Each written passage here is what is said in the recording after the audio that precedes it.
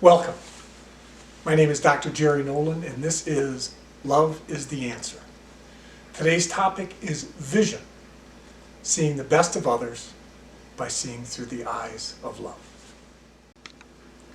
Today I want to talk about Ted. Ted is a student, but he could be a member of your family, a colleague. It could be anybody in your life. We meet Ted at the start of his high school career, which for many students is sort of a fork in the road. A lot of choices that get made that make a big difference for the rest of their lives. Ted was a kid who was in a little bit of trouble, a little bit of a lost soul.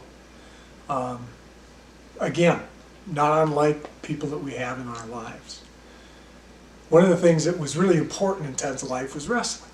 And the summer before he started his freshman year in high school, the junior high coach named Pete and the high school coach named Gary got together, and they were kind of talking about the incoming freshmen, and the topic of Ted came up. And Pete, who had coached Ted through junior high, said this: "Ted's never going to amount to anything, and Gary, he's not worth your time." Now, there may have been reasons for Pete to make that proclamation, but really every kid is worth our time, and every kid has promise. Thankfully, Gary saw Ted differently, or we might say saw Ted more completely. It's not like he didn't see the challenges that were there. He knew Ted had some struggles. He knew Ted had done some things that he probably wasn't proud of. He knew that Ted, had they taken a vote, would have probably been voted most likely to drop out of school before a graduation by his class.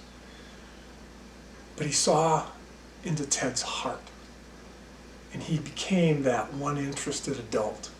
If you remember in our last video, we talked about what gets kids through graduation, kids who are at risk, one interested adult in their life.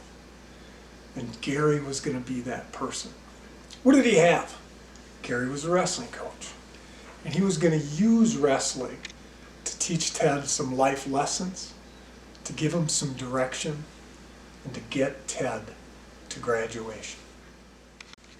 So in Ted's freshman year, he's having a good year on the wrestling mat. He's having a lot of success. Semester time rolls around, and he didn't have as much success in the classroom. He had failed some classes and became academically ineligible. The truth is, Ted hadn't laid a foundation through junior high and really wasn't working that hard on his classes.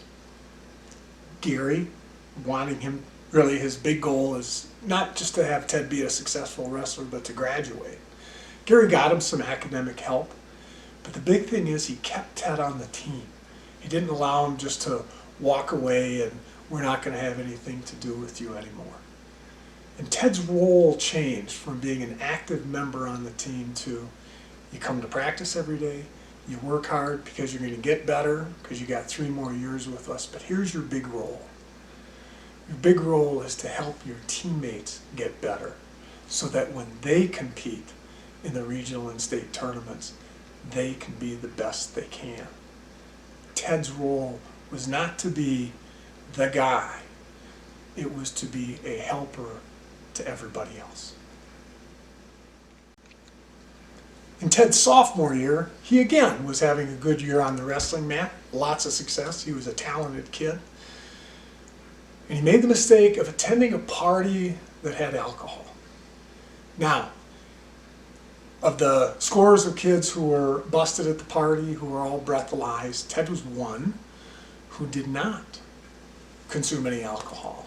But the school's rules were that if you did not leave the party when you knew there were alcohol, you were off the team. To his credit, Ted reported that to Coach Gary rather than having him hear it from somebody else. It was a hard thing for Gary. He had invested a lot in Ted and was disappointed in the decision that he made. And he asked Ted, you knew all this stuff's on the line. Why did you not leave the party? And Ted, in Ted fashion, being an honest kid, said, "Coach, there were girls in the hot tub. And that was that. Same drill. Ted stayed on the team. Ted stuck around. His job was now, again, to make everybody else better. 2 years of disappointment. Gary could have given up on Ted. He probably heard that Ted's not going to be worth your time. You can't count on him. But he didn't do that. He persevered with Ted. After 2 years of disappointment, kept him around. And for Ted, that choice by Gary made all the difference. So after 2 years of disappointment, what's the rest of the story? Ted went on to graduate from high school, and in his last 4 semesters, he was on the honor roll. He was a 2-time state champion. His teammates elected him team captain, in part, I would suspect, because of the sacrifices he made during his freshman and sophomore years. He helped his team bring home a state trophy, the only state-level trophy that school has ever brought home. Ted went on to be gainfully employed, a contributing member of the community, a devoted husband, and a loving father.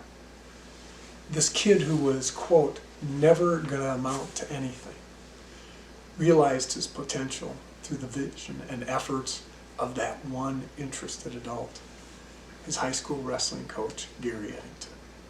To Gary, Ted was worth the time. I'd like to leave you with a question. Is there a Ted in your life, a student, a family member, a colleague, who you could see differently, who you could see through the eyes of love? I'm sure there is. We all have Teds in our lives. I encourage you to pick one person and begin looking at them through the eyes of love today. Please read the companion blog to this video on our website. This is Dr. Jerry Nolan wishing you peace and love.